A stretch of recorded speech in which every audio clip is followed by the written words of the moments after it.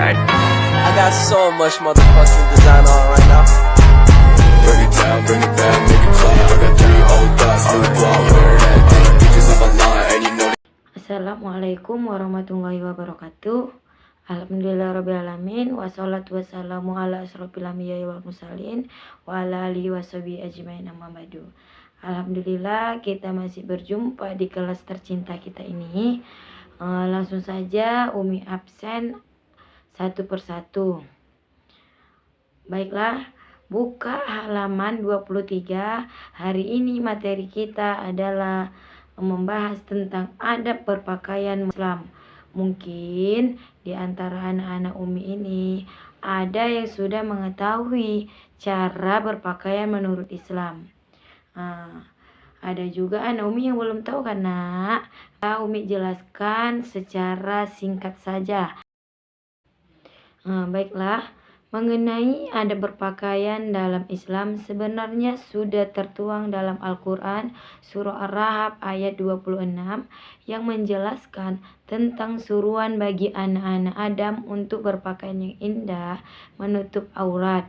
Dan ada juga di dalam Quran surah Ar-Rahab ayat 22 bahwa fungsi untuk berpakaian bagi umat Islam ialah menutup aurat sudah menjadi fitrah bagi umat manusia yang telah dilakukan sejak Nabi Adam SAW dan istrinya memakan buah larangan Allah yang membuat aurat mereka terlihat. Kewajiban berpakaian yang bagi lagi dalam Quran An-Nur ayat 31. Dalam ayat tersebut disampaikan bahwa hendaknya seorang muslimah yang beriman menutup kain kerudung ke dadanya. Ada juga berpakaian menurut Islam. Yang pertama, berpakaian yang tidak menyerupai orang kafir, dan yang kedua, berpakaian yang tidak menyerupai lawan jenis. Maksudnya itu, pakaian anak laki-laki dipakai oleh anak perempuan dan pakaian anak perempuan dipakai laki-laki. Dan yang ketiga, berpakaian yang tidak transparan dan ketat, seperti menggunakan celana jeans, baju yang transparan yang langsung nampak badan. Dan yang keempat, mengawali dari kanan. Memakai bajunya itu melalui tangan kanan, bukan melalui tangan kiri. Dan yang kelima, tidak menimbulkan perasaan riya. Yang keenam, larangan menggunakan pakaian sutra bagi kaum laki-laki. Baiklah, sekian yang dapat Umi sampaikan. Mungkin akan dilanjutkan oleh teman Umi, oleh guru tercinta kita, Umi Nur Mutmainah. Kepada Umi Nur Mutmainah, Umi persilakan. Terima kasih kepada Umi Husnul Khotimah. Baik anak-anak Umi sekalian, di sini Umi akan melanjutkan penjelasan tentang tata cara berpakaian menurut agama Islam. Sebagai umat Islam, sewajarnya seseorang itu memakai pakaian yang sesuai dengan tuntutan agama. Karena sesungguhnya pakaian yang sopan dan menutup aurat adalah cerminan seorang muslim yang sebenar-benarnya. Jadi, anak-anak Umi sekalian, jika kita ingin menjadi muslim yang sebenar-benarnya, hendaklah menutup aurat dengan cara yang benar dan sesuai dengan ajaran Islam. Jadi, anak-anak Umi sekalian, bagaimana sih adab yang baik dalam berpakaian? Kira-kira anak-anak Umi ada nggak nih yang tahu apa adab yang baik dalam berpakaian? Jadi, sudah disebutkan tadi oleh Umi Husnul, salah satunya adalah mendahulukan yang kanan atas yang kiri. Jadi anak-anak Umi sekalian, berpakaian itu alangkah baiknya mendahulukan yang kanan atas yang kiri.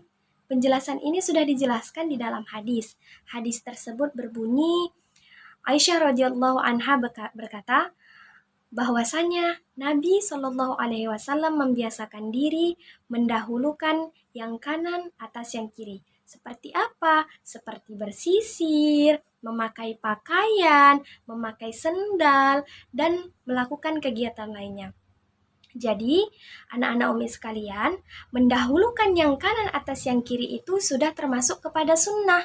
Kenapa bisa termasuk kepada sunnah, Umi? Karena segala perbuatan, perkataan, dan ketetapan Nabi itu sudah termasuk sunnah. Apakah berpakaian dengan cara berpakaian Nabi itu kita sudah termasuk sunnah? Sudah, karena itu merupakan perbuatan Nabi. Kita sudah termasuk kepada pahala sunnah. Kemudian Umi mau tanya lagi nih, kira-kira kenapa ya adab berpakaian itu sangat diperlukan? Ada nggak nih yang bisa jawab? Nah, biar Umi kasih tahu, kenapa adab berpakaian itu sangat diperlukan? Karena menutup aurat itu bukan hanya sekedar menutup aurat. Kenapa seperti itu, Mi? Tapi dia sudah menutup aurat. Kenapa masih dikatakan belum menutup aurat?